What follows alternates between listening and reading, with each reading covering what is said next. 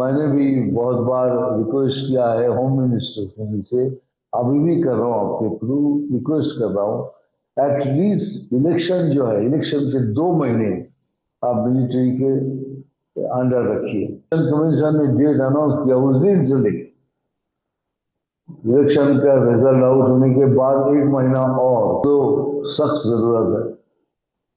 जो चल रहा है उसमें आर्मी की जरूरत है। सब बंगाल में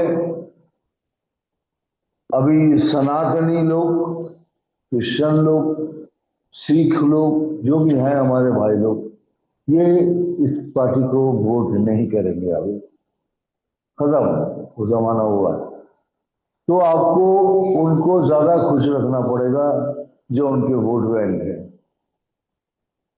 इसीलिए कुछ एक बात गलत उनके खिलाफ उनके लिए कुछ नहीं करेंगे कि उनको हर वक्त खुश रखें, चाहे वो कोई मरे गए कोई नहीं जाए।